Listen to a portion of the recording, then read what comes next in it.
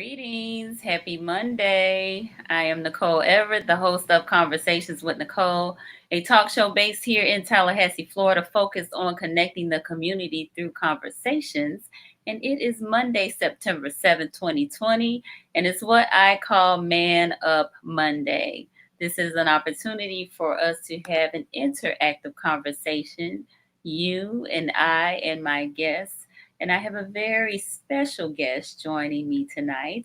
But before I talk about him briefly and have him come on and introduce himself, I need to know where you all are tuning in from. Where you tuning in from?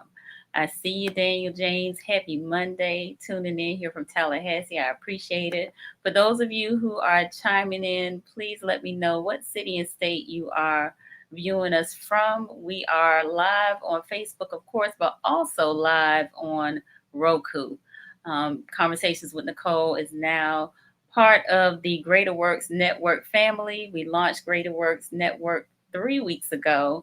So we are live streaming to Roku TV. So if you will connect with Roku, connect Greater Works with Roku, you can check us out live right now on Roku TV. So I see you out there, but I need to know where you're tuning in from. All right. I see you, Sarita, the mama of Born Brilliant. Thank you for tuning in. I appreciate that. All right. So while you all are telling us where you're connecting from, I see you, Christy. Hey there. Shouting out from Tallahassee. I am going to briefly introduce my guest, but allow him to tell us more about who he is. So the great attorney Sean Pittman, the chairman of the Big Bend Minority Chamber of Commerce, political analyst, media consultant, a regular feature on The Usual Suspects here on WCTV, which is our local CBS affiliate.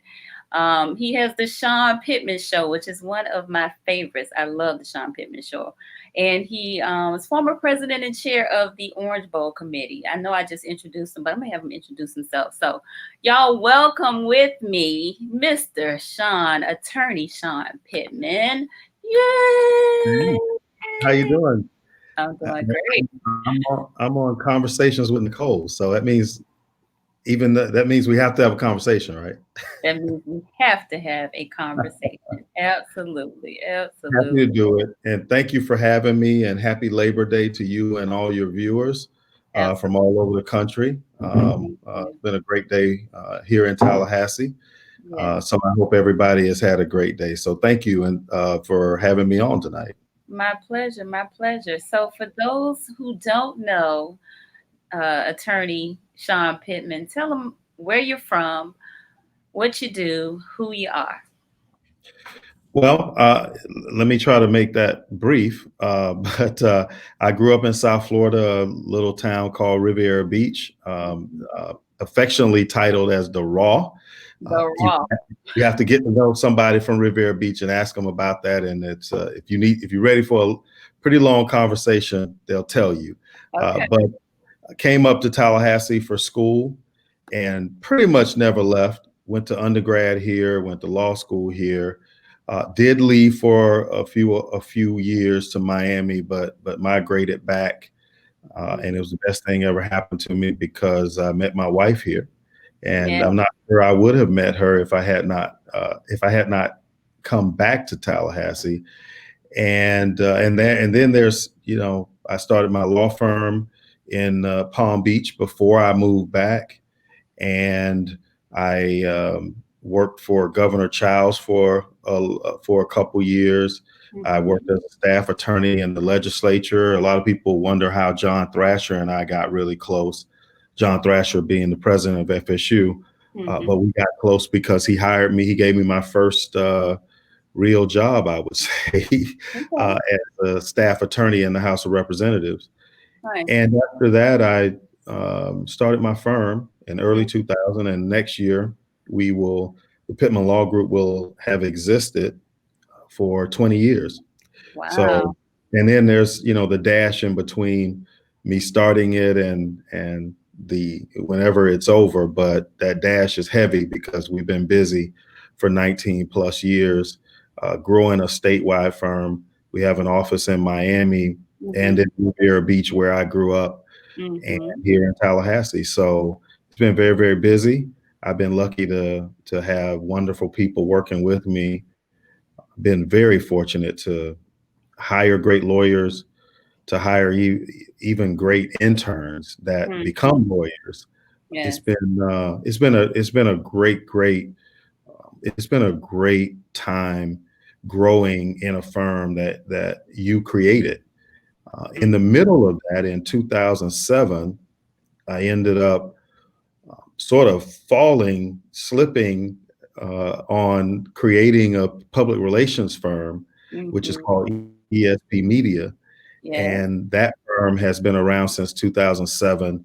Mm-hmm. And I got lucky about almost a year ago now in hiring Jamie Van Pelt as the president of that company, the former chief of staff and communications director for Mayor Gillum. Mm-hmm. So he's been doing an incredible job growing the footprint.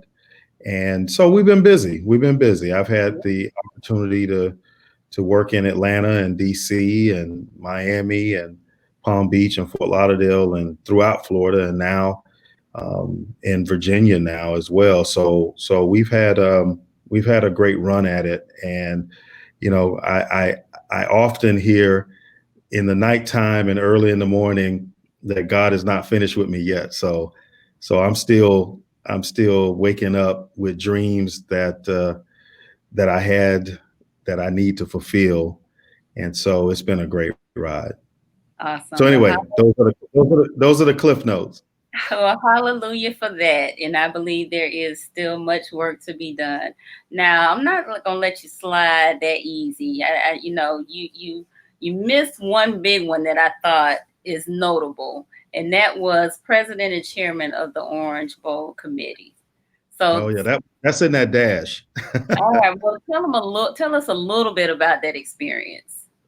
You know, I when I was student body president at Florida State University, Florida State went to the Orange Bowl that year, and I Mm-hmm. got to travel and be a part of the official party. I also got to do it in 1993 when I was on when the governor had appointed me to the Board of Regents. I got to travel. FSU went to the Orange Bowl that year as well. And both of those years, I always wondered, you know, who are these people with these orange jackets on? Mm-hmm. And being an official part of the party, I got a chance to really talk intimately with some of them. And I learned pretty quickly that they were pillars in the community in Dade County, Miami. The history is a very rich one that goes back, I guess, now about almost 90 years. And getting to know a couple of them because I met some alumni from FSU. Mm-hmm. And I said to myself that I wanted to wear that orange jacket one day. It was really that simple. And I never forgot about it. Mm-hmm. And when I opened my firm in South Florida, I knew that that's a goal that I wanted to reach. So Okay. after I joined Leadership Florida in 2003, got Mm-hmm. to know more people from Miami and just made a couple of the right relationships. Did not get in the first time that I was nominated, but the Mm-hmm. second time I did. And now that was in 2005. And so now I've been there, I guess, almost 15 years.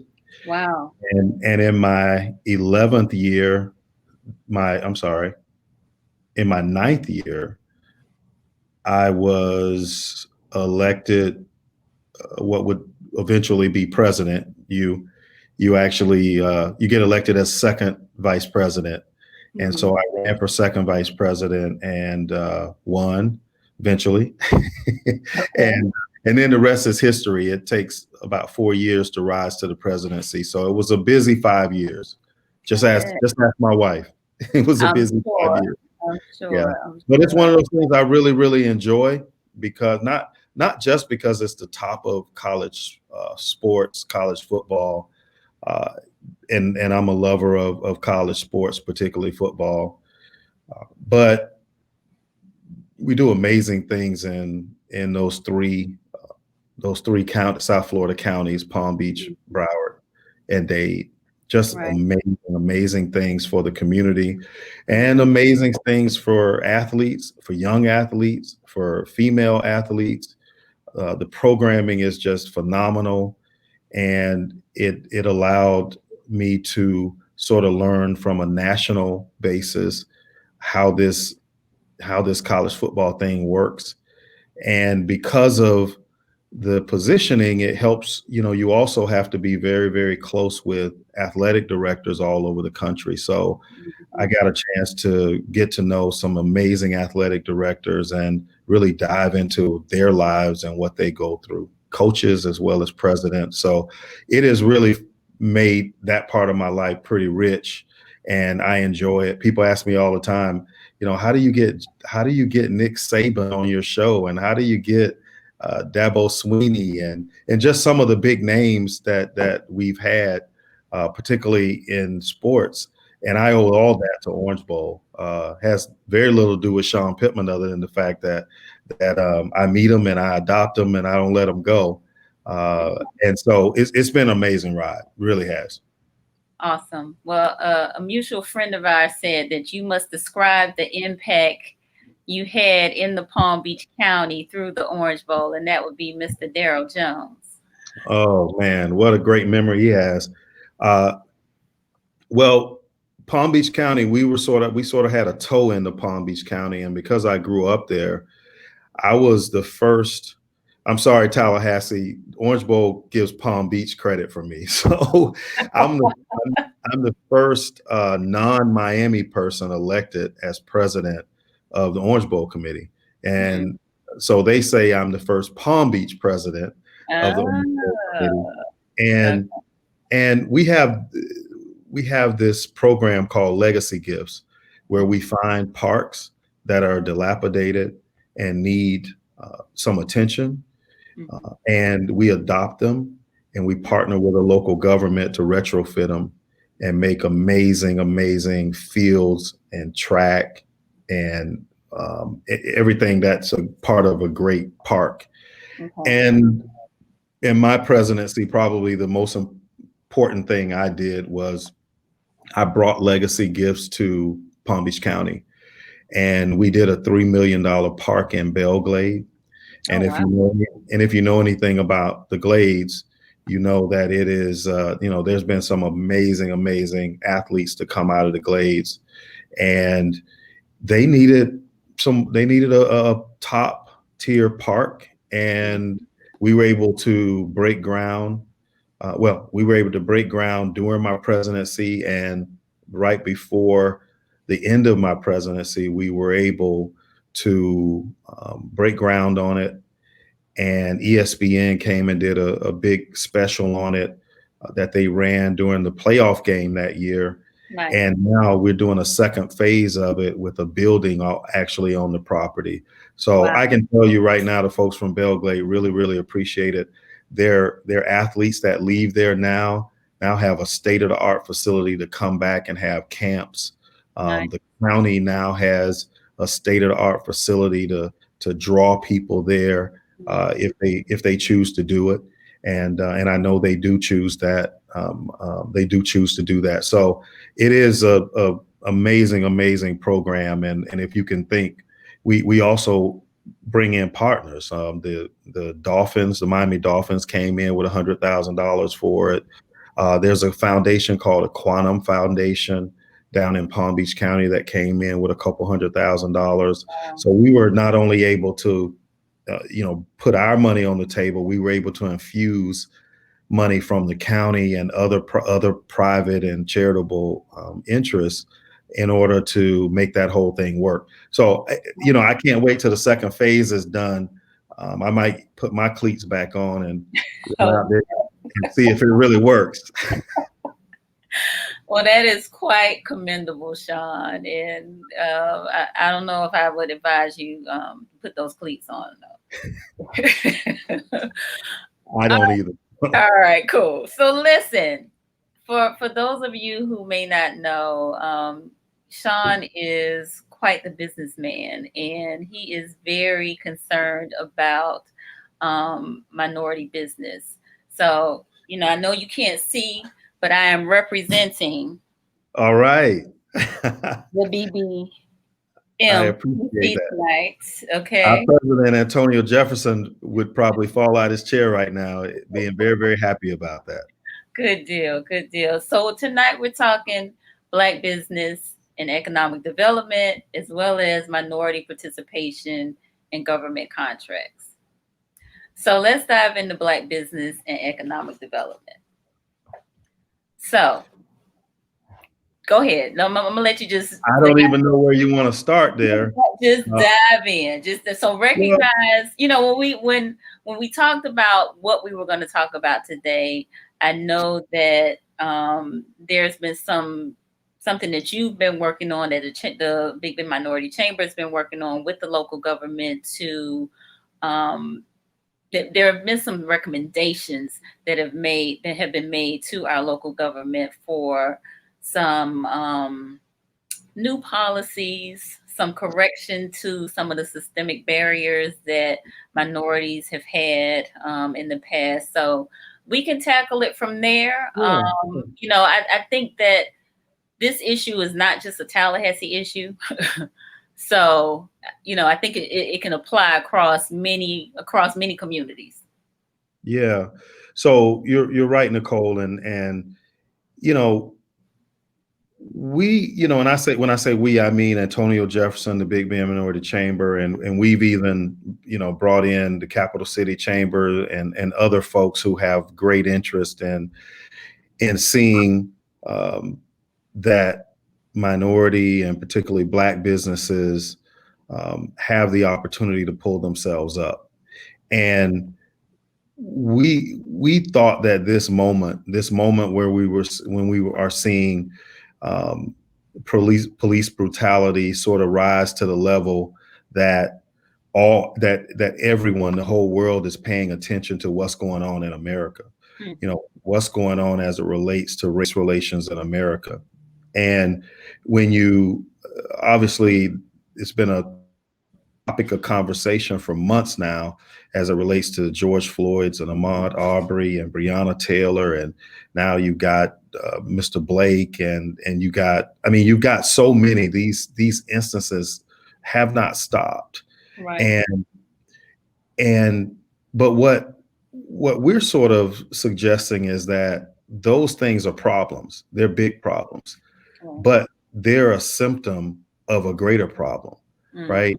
And the greater problem is the wealth disparity in this country. The wealth disparity being 10 times for white families than it is for Black families. And by the way, that's the same wealth disparity that existed when Martin Luther King was talking about it. So you're talking about over 50 years, almost 60 years, and it has not changed. In fact, it is actually going in the wrong direction. And so when you look at that, you start to find other issues that stem from that. And somewhere in there, you'll find where knees are on necks and people can't jog and people can't sit in their own apartments and feel safe if they're wearing skin like mine and yours. So what we did is in the moment where perceptions seem to be changing, in a moment where people seem to be paying attention to what Black people are going through in this country, we thought, okay, let's tell them what needs to be done. Because you had folks saying, we want to help, we want to do things, we see that there's a problem, what can we do? So our position was, well, let's try to attack the wealth disparity. Let's look for real policies that have generational and transformative changes as it relates to Black and brown people. So what you saw was we wrote a letter to the city and county to give them ideas, to tell them how your policies are working in the wrong direction. Right. And we gave them ideas like, you know, have a 30% requirement of minority participation when it Mm-hmm. comes to contracting. Right. We gave them ideas like do a micro lending program Mm-hmm. that will cater to Black businesses. We gave Mm-hmm. them ideas. There's something called a P card program where $30 million a year is being spent on P cards without any direction. And so we were saying, make sure 30%, direct 30% of those funds to Black businesses. Right. So we were trying to give them ideas to do just that, to have Mm-hmm. some transformative change that will bring real wealth in those communities. Because listen, it is no secret that Black people hire Black people, Mm-hmm. women hire women. Mm-hmm. And if you know that, then giving those businesses the opportunity to grow does what? It immediately attacks your unemployment issue, right? Mm-hmm. It immediately brings money into the community that actually circulates throughout the community. I mean, Right. just ask Mataki Akbar and just ask me as a business owner here and how many community projects come to our businesses. Way Mm-hmm. too many. Mm-hmm. Way too many asking for help. And you know why? Because there's not enough of them for them to go to. Just Mm-hmm. imagine if you could create 30 more Mataki Akbars out there, right? And And I'm 30 just, more I'm not dollars. just well, and I'm not just meaning lawyers. I'm just saying successful No, business owners. exactly. Right? Successful Black businesses at that. Absolutely. Mm-hmm. So that's what really the first communication was about. And I have to tell you, because I can't shy away from it here, Mm-hmm. uh, we were met with what I thought was not um, the type of response that we expected. Okay. Um, I, and let me tell you that, the response was pretty much like, yeah, we think we're doing a good job. Yeah, we might be able to do a little better, but we think we're okay. Mm-hmm. And here's the thing. We've got good people placed in important places in Tallahassee. We do. And one of the things that I think is our problem is that we have so many good people. Mm-hmm. And good people kind of think that we're doing good. Mm-hmm. And we're afraid to really look in the mirror and say, well, are we? We let that goodness hold us back instead of it challenging us. And all we were trying to do is start a conversation and Mm-hmm. challenge us. Because here's the thing. We had a disparity study Mm-hmm. in the city and the county, and disparity study spoke volumes. But the only thing our city and county leaders decided to do was focus on the things that it said we couldn't do, as Mm-hmm. opposed to focusing on on the opportunities that it gave us. That's Right. a problem. That's a real problem. And we also don't really want to face the fact that if we look around at what's going on in other cities and counties, Mm-hmm. we're not doing that good. Yeah. In fact, we're behind. In fact, we're way behind. Well, And we got people like Daryl Jones who's working hard in OEV, right. and Daryl, but Daryl can only do so much. We True. got to have Vince Long and Reese Gold. Mm-hmm. We got to have them committed to it. And I say them because the city and the county are very staff driven. Yeah. We got elected officials, but until we get elected officials who do what we need them to do, and that is the visioning Right. necessary, Mm-hmm. then the folks who are just collecting a paycheck are going to be the ones running the show. We elect people to have courage and to have vision. And you know what? Some of those visions may not be realized and for technical reasons, Mm-hmm. but look at the P card situation. We're already spending $30 million in the community. That's a Yeah. policy change. That is. That's a policy change. And you have to be intentional about that. Indeed. So I want to, just for the sake of conversation, because I do have a list of those 5 things that were recommended. And, we've had some conversations on this broadcast about equity, in particularly social equity, economic equity, racial equity. So I just want folks to understand that there were some specific recommendations that were made to try to make the playing ground a little more level. Those included 30% of all city and county contracts being awarded to certified minority-owned firms. The second one was micro grants and loans to lower access to capital disparities that minority firms tend to face. The third one was developing targeted training programs based on the disparity study that will increase minority business participation. The fourth one was amending the purchasing card or the P card program that you spoke of to require a minimum of 30% of the total annual expenditures to be with minority owned businesses. And the fifth one was pledging time during the commission annual planning retreats for the next 10 years to allow the Minority Chamber of Commerce and others that are interested in this issue to provide feedback from minority businesses on the impact that these inclusion policies have made. So I just want you all to be clear that there are 5 recommendations that again can not only can apply also beyond Tallahassee, but in other communities as well. That's right. And I'll tell you, Nicole, we wrote a second letter with a couple additional ideas. One was let's take the disparity study that ended in 2017. Let's take it, and because of the moment we're in, let's update it. Let's look at years 2018 and through 2019 because they're relevant. They might change what is legally defensible within the disparity study. The other thing was the disparity study actually articulated that you have 28% availability with subcontracting. So there's an opportunity there, right? That you could even mandate because it's legally defensible. But nobody wanted to talk about that. In fact, no staff person even told any elected official that that existed in the disparity study. They just were told that, well, what Sean Pittman is suggesting, what the Big Bend Minority Chamber is suggesting is illegal. You cannot do that. Yeah. And that is absolutely not the case, but it's a way to shift the conversation quickly, even, right? Yeah. Very quickly.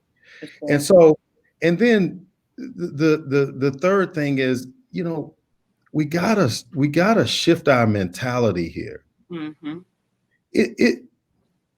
We are a great place to live, but it doesn't mean that there are not improvements for us to make.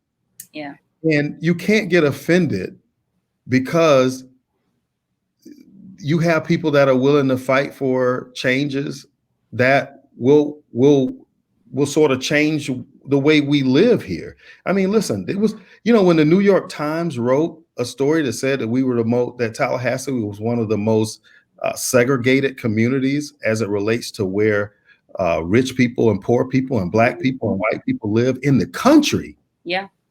You know what we said? We said to hell with them. We're an all-American city because we applied for it and won. Yeah. I mean, really? No. Really? Every elected official needs to go down to start at Orange Avenue. You could go further, but I'm just telling you, start at Orange Avenue, drive up Monroe all the way to Bannerman, and watch how quickly it changes. Yeah. Right? Yeah. That should make you want to do something about it, right? It should make you absolutely want to do something about it. And we've had opportunities, right? I mean, we've had a minority city commission for quite a while. Right. And not one policy change. Yeah. Not one.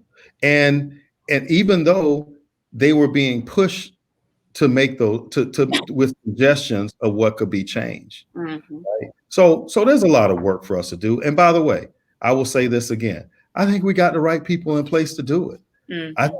I think we've got smart people, bright people, both staff wise and elected wise. But what we cannot give you is the political will to do what's right. That's something that's something that hopefully you had when you ran.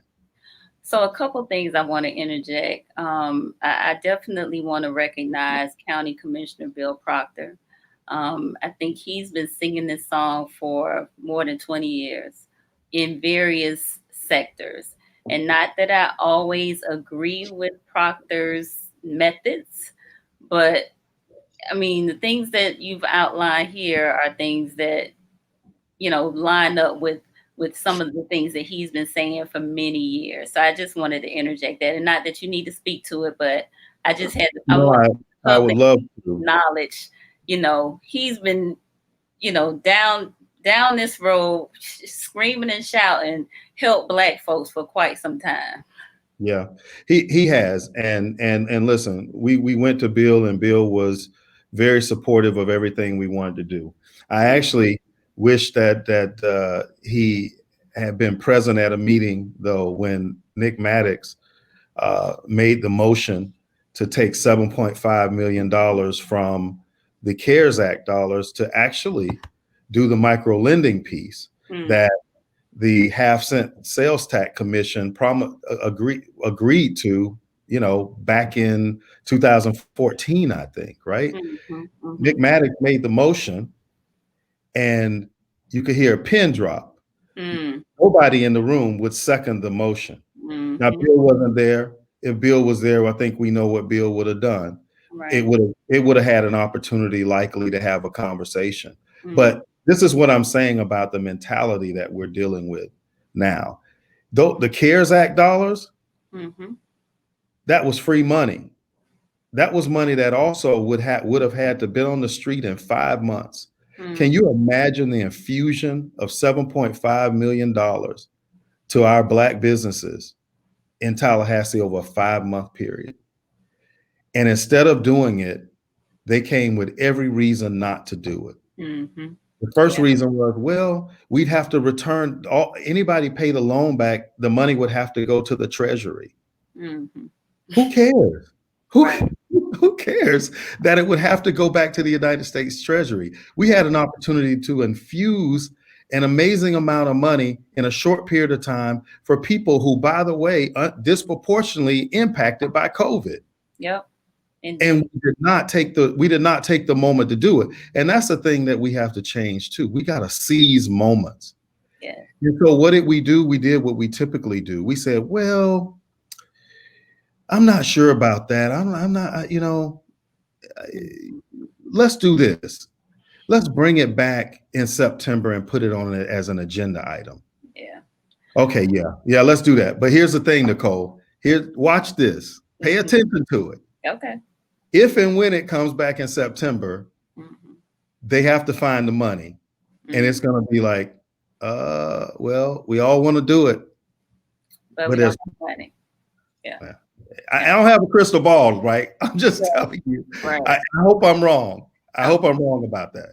But, So, but shout out to Nick Maddox for being willing to push the issue and mhm. make the motion and say the right things. He just, people like him just need some help when we're talking about transformative change. Absolutely. So Marcus talked about symptoms of, and he was repeating what you said, a greater problem. So I think what we are seeing in Tallahassee again, which is not unlike other communities across the country, but we're seeing higher incidences of crime and shootings and things of that nature, which I think are directly related to, you know, the economic disparities, right? So, you've talked about you've traveled, you've seen some different things in in some other parts of the country, some other policies that are working. Can you shed some light on some of your experiences and what folks are doing well as it relates to trying to correct some of those systemic barriers? Yeah, I tell you, I mean, a lot's happening, and I think you're seeing other local governments try to take advantage of this moment, a Mhm. moment um, where perceptions are changing, and people who may not have seen it before are now taking a look at it and said, "Well, gosh, maybe there is something to this thing." maybe there is a thing where you get treated differently because of the color of your skin, and I don't. You Mhm. know, I think the young lady in the park in New York, that God, I think she really helped a lot of people. If you really, really watch that video and you watch her whole mood escalate, and Mhm. she basically was telling that man, you and I know that you have a problem with the police. Mhm. You know the police have a problem with your skin. I'm going to tell them that a black man is threatening me. Right. So leave me alone, right? Mhm. I think there are instances like that, and of course, the things that were much worse that where people's lives had to end. Um, we've seen a difference in perceptions, and when that happens, there's opportunity, right? Mhm.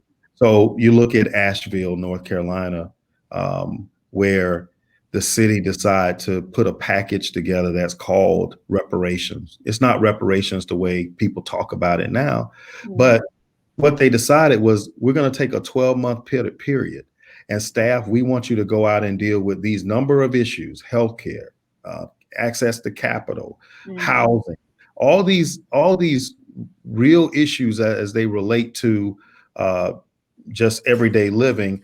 And you come back in 12 months and give us solutions that are geared towards solving this issue for black and brown people, Mhm. right?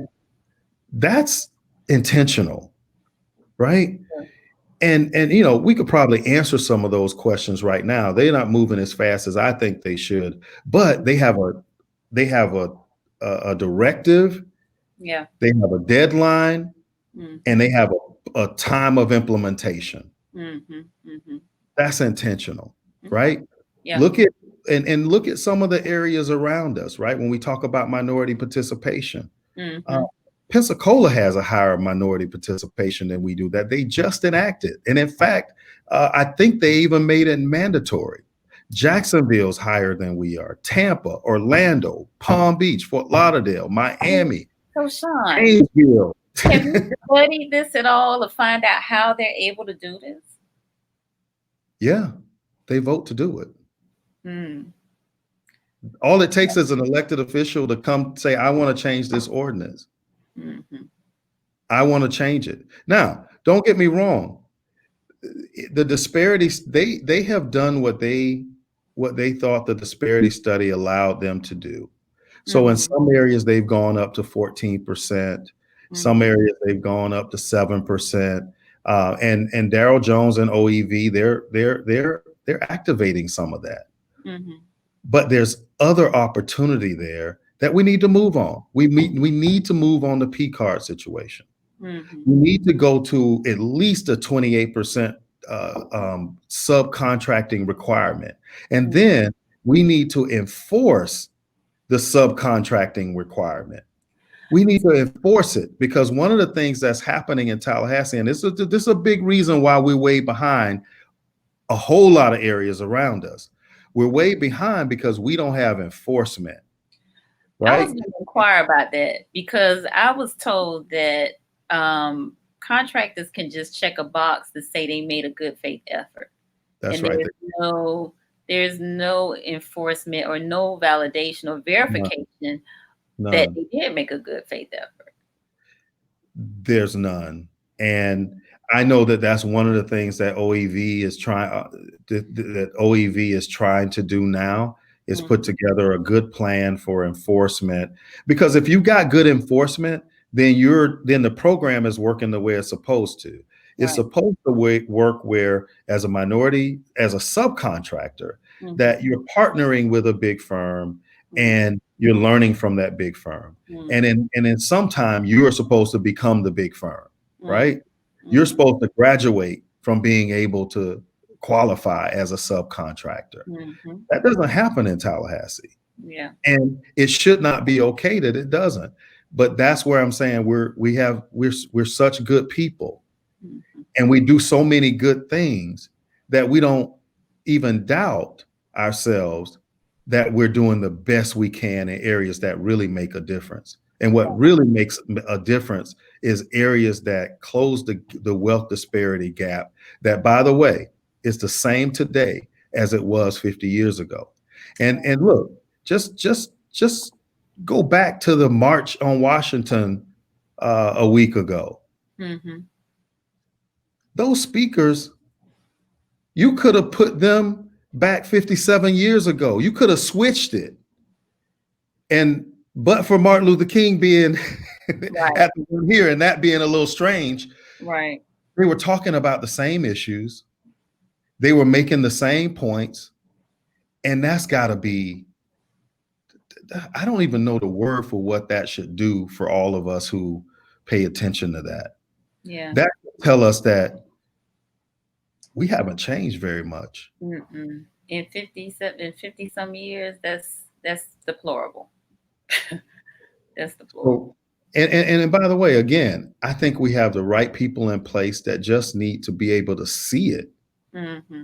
And it's hard to see it when you agree that you're good. Well, see it and not be afraid. I Yeah. mean, it seems like there's a certain level of fear that's going along with this as well. I mean, to We me, need it's political like a will. no-brainer, especially since we have, you know, a minority majority on at least one of the commissions.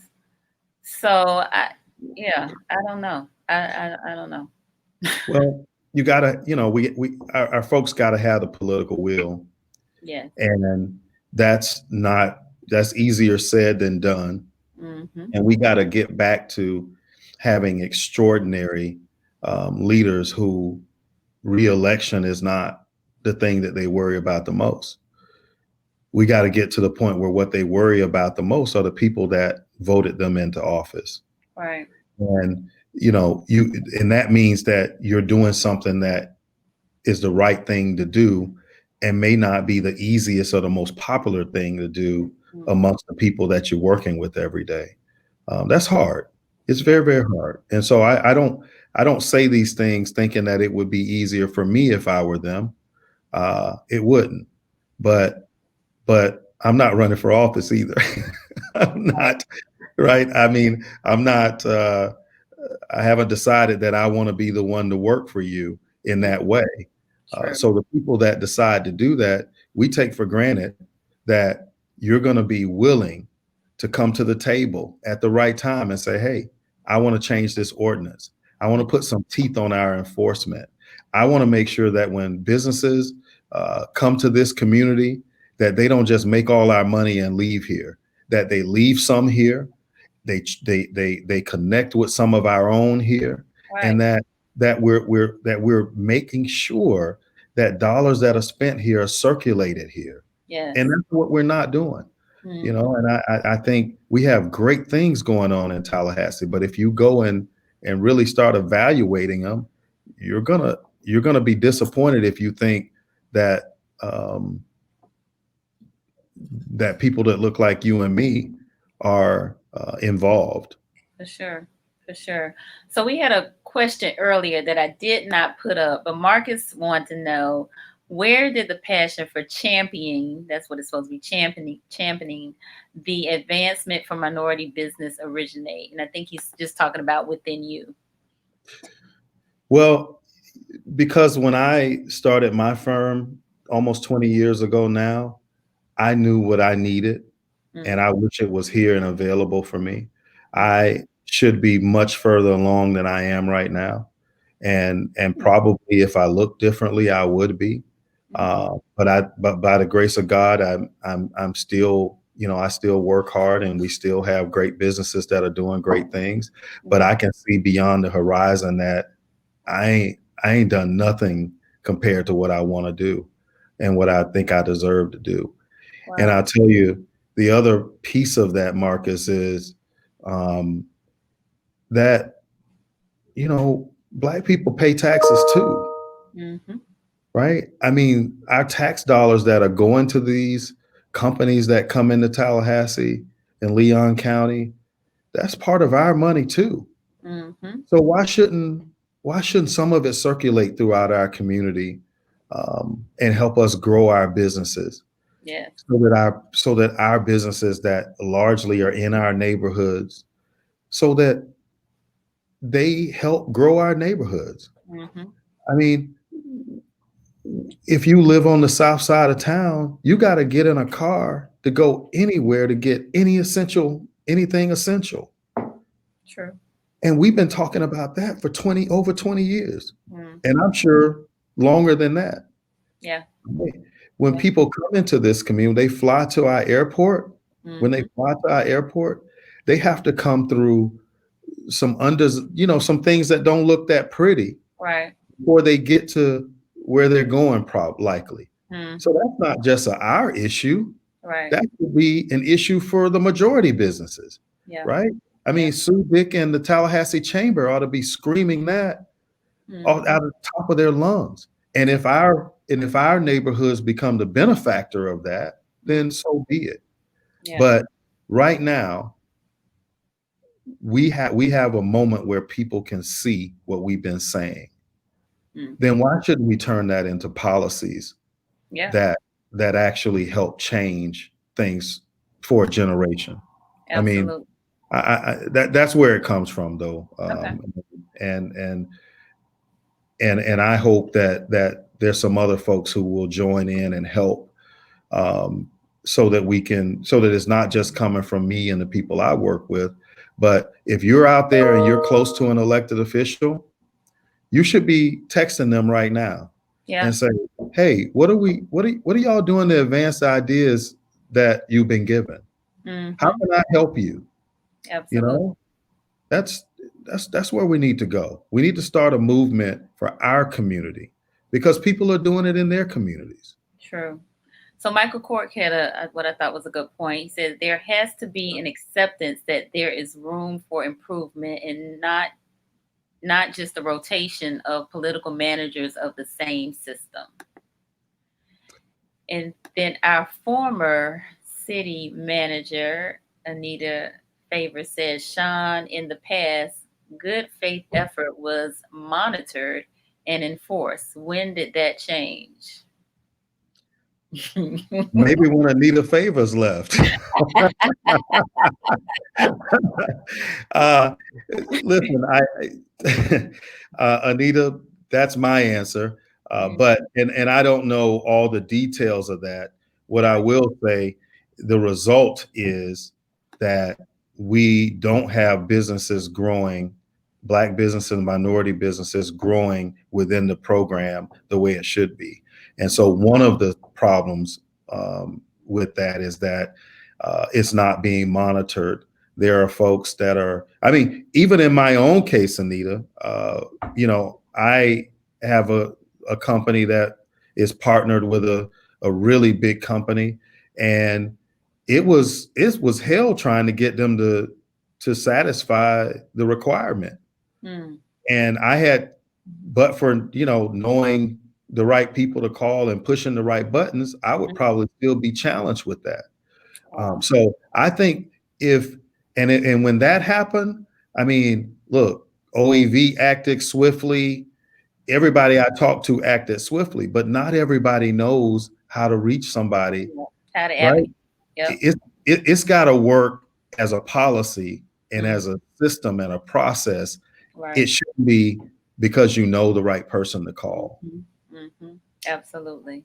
Well, are there any other strategies for the minority participation in government contracts piece that you wish to share? No, I think for us, again, we have the right people in place.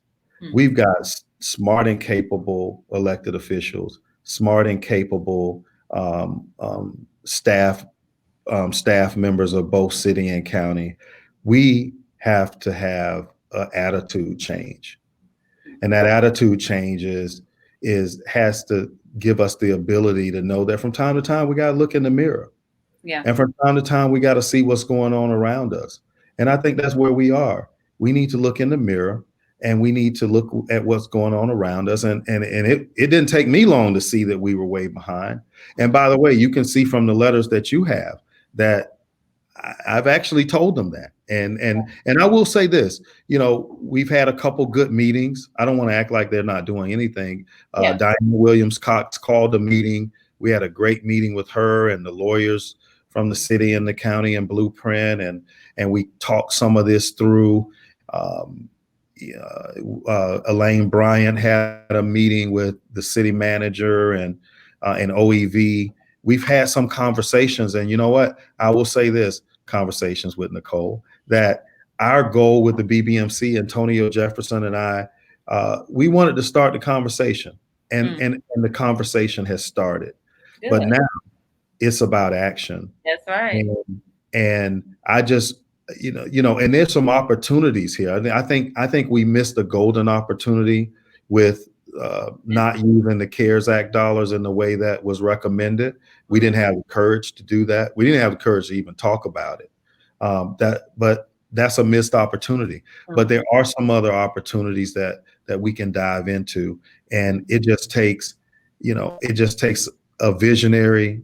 It takes an elected official to go to Reese or go to Vince and say, I want to do that. I think others do too. Come to me and tell me how we get it done. Yeah, indeed. All right. So E. Marie said there needs to be a tally business blueprint how to succeed here in this town, not just a general way of doing business. Building here is not the same as other cities. Yeah, Yeah. that's interesting. I don't know if it's not the same as other cities, but what I will tell you from what I can see is that in this moment, other cities around us, the ones that have the population and the capital, the revenue, um, tend to realize that something bigger needs to happen. Yeah. I mean, our right now, as it stands this moment, our only action to the new information we are living in and under now was a mural, but in the student part of town. Right. I mean, I'm all for that. I'm good, and actually, it's beautiful. By the way, I think it's one of the better ones I've seen. Yeah. Um, however, They can't. however, They can't. however, if I would not want to be an elected official right now and be able to say that that's the only thing that we did in this moment. That's fine, and let's do more of it. Hell, let's put one right in front of this in front of the Capitol on Monroe and Appalachia. Let's send the mayor or somebody over to talk to the governor and to the legislature to get approval to do those state roads there. I mean, there's more of that we could do, but I'm saying I would I would I would want, if I were elected official right now, I would be saying, what policies have we changed? What systemic racism have we identified that we didn't know about? And we know it's there. I mean, look what we found out about the Benton neighborhood not long ago, right? What was still and for the people that know that there was still a rule in their homeowners, yeah, that said that Black people couldn't live there. Yep. I mean, there's still things around that we need to clean up. And and the thing is, that one was easy. The Right. hardest thing is the barriers that are there that you have no idea that they're having an impact on a group of people, but they are. What are we doing to identify those and make changes to them? Indeed. There's some work to be done, and we got the right people to do it. Okay. Very good. Well, anything you want to say in closing? No, I'm just glad we got to talk, and I would say to your listeners and to people who follow you that if you live here in Tallahassee, talk to your elected officials and give them the political will and the courage that if they step out there and they do something bold, that you will be with them when it's time for them to run for office again, if that's their desire. Give them the political will to do that, that you'll stand with them, because that's all they need. Yeah, no doubt. Great point. So how can folks connect with you? Well, you can call me right now. I'll make a drink for you too. And What's in that cup, John? What's in that? What's in that cup? it's just water. Well, No, I mean, I'm since COVID, I haven't had to travel every week, so I'm here and Right. I'm in the office on Park Avenue. Uh, Mm-hmm. and love, if anybody wants to meet and talk and figure out how they can help, just stop by. Okay. And it's 1028 East Park Avenue, Mm-hmm. and I'm there every day. So, Now you we didn't talk about your show, but who you got coming up next week? well, I don't know yet. I'm not as organized as you, Nicole. I don't know weeks out. Right. I can't tell 'cause I, you have I, some good guests. Yeah, I actually don't know. Usually we check in on Monday mornings, Okay. and so we were off today. So Okay. I will be trying to figure Yeah. that out. Yeah. And really, you mentioned the show, but a shout out to Jamie Van Pelt and ESP Media. We got a couple people, Jalecia and Ashley, uh, Mhm. who help with that show. Awesome. And I just kind of show up, but they do all the work, Okay. and I really, really appreciate them. I'm gonna be like you one day and have people. But, hey, I wish they were free. Well, all right. Well, that's fair. Well, I surely do appreciate you being on and talking about these very important issues and bringing awareness to some solutions that maybe some of us had not considered, and giving us the courage to reach out to our public officials and encourage them to be intentional and deliberate and about making change, because we really need some change, Yeah. um, not only here in Tallahassee but again in other communities across the country.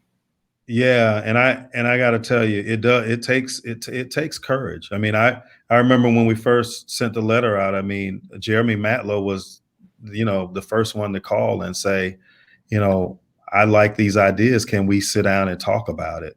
Hmm. Uh, that's the kind of interest that you hope to see from elected officials when you're just giving them ideas. You Right. know, uh, and we appreciated his call Okay. and his response to the communication. So Yeah. need all the help we can get on this, y'all, and support your Big Bend Minority Chamber, Mm, support your Capital City Chamber. mm, These people are volunteers, y'all. yeah. Uh, these people are volunteers, and they are working for this. And let me say this because I should. What's in it for us? All I can tell you is what's in it for me. Hmm. I got little kids Hmm. who will be well educated in Tallahassee. Yeah. They will go off somewhere and have a great college career. I'd love for them to go to Florida State, but I know my kids and they look like they'd leave today, right? If they could. But they'll go off to college and they'll maybe come back and get a doctorate or a law degree. But Mm, what I want them to do is have the option to work here, to come home. I mm, want them, if they want to get on the track to be a CEO of a large Fortune 500 corporation, I want them to be able to do that and be home. yeah. If they want to start their own business and they need investors and a bank to invest, to lend them capital to Mm, do that. I want them to be able to do that here, yeah. right? If they want to be high in government, right? I want them to be able to come here and have the kind of and build the kind of credentials that they can be secretary of a department. Uh, I I and unless we change, Yeah. our kids going to have to go somewhere else to do that, Hmm. right? So gotta That's lay that. what's in it. That's what's in it for most of us who have engaged in this. We're Mm, thinking about our kids in the Tallahassee that they could have if we yeah. just dig in right now. Okay. Good deal. All right. Well, before we go, I have to invite folks who have not subscribed to the Conversations with Nicole YouTube channel to do so, as well as invite you all to, if you have Roku TV or the Roku stick, connect with Greater Works Network. We actually have a content creators contest going on right now where we're asking people to submit their greater work to pitch an idea for a project by submitting a video of 60 seconds or less. So, Sean, if you got an idea for a show, we want to hear about it. Let us know. Uh, Deadline is September 14th. I'm September 14th. trying to get Audra Pittman back on Listen, television. I I would mean, love that. She was on here once before, but she yeah, was I told her the executive director of Coca. So I would love to have Audra back on. we could do a show with just her teasing me. It'd be horrible for me, but it'd be funny for everybody else. Audra got jokes. She is hilarious. Okay. And you tell her I said so, okay? Well, I tell you, we got a great resource here in her living in Tallahassee and being a principal at the largest and best art and design school in the world. Right here amongst us is someone who has access to that, and I tell you, and interestingly enough, by the way, the white people in our community actually take advantage of it. It's us that don't realize it yet, how important it is. And those of you who have kids that are in the arts, that, you know, they cling to it. They could find their tribe. They could find their tribe at Savannah College of Art and Design. And we got somebody special right here, Okay. you know, as a resource. I might need to have a conversation with Audra. When I could catch her, right? Yeah, no doubt, no doubt. Cool. All right. Well, thank you all again for tuning in, for your comments, for your encouragement. And again, Sean, appreciate you. You'll have to come back. Anytime.